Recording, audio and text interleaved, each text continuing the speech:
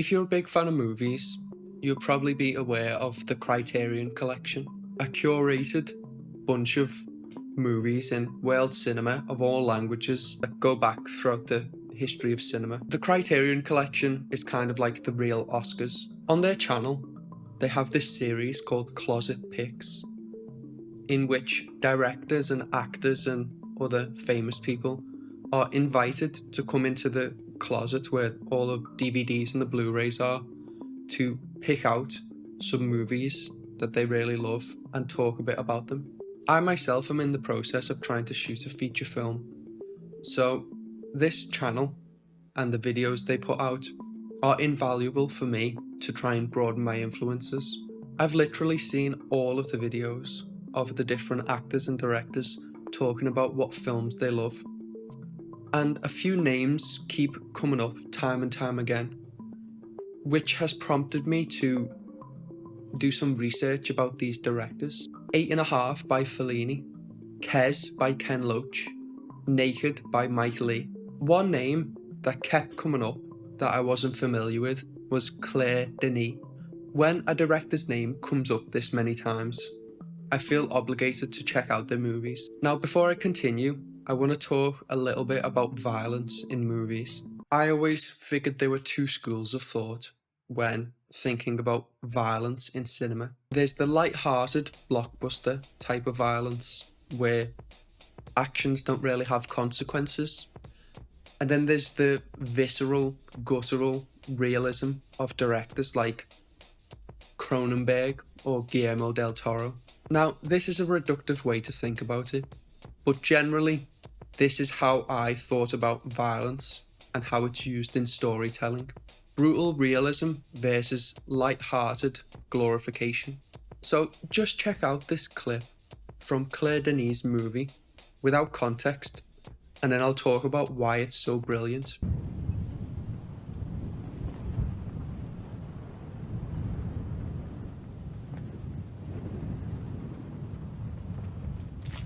Baka!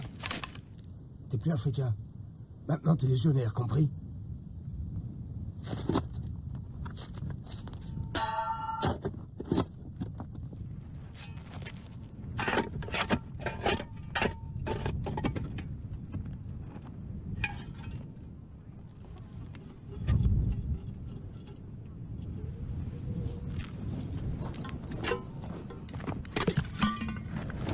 C'est juste mon accident.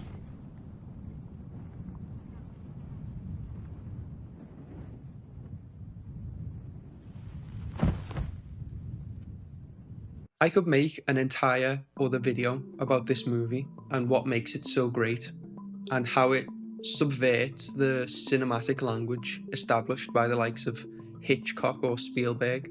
But this one moment of violence stuck out above everything else. I'd never seen violence portrayed like this in a movie before. I'd grown up with these two other types of violence in cinema, but this was something completely different. This movie is about an officer in the French Foreign Legion who was discharged dishonorably after he developed a grudge for this young soldier. It's this sort of dreamlike meditation on masculinity. The entire film is shrouded in ambiguity, and this one moment of violence kind of typifies it. The gentle and deliberate way that violence is portrayed in this moment is jarring, considering my prior exposure to violence in cinema. It made me challenge my prior notions of how violence can be used in a narrative structure.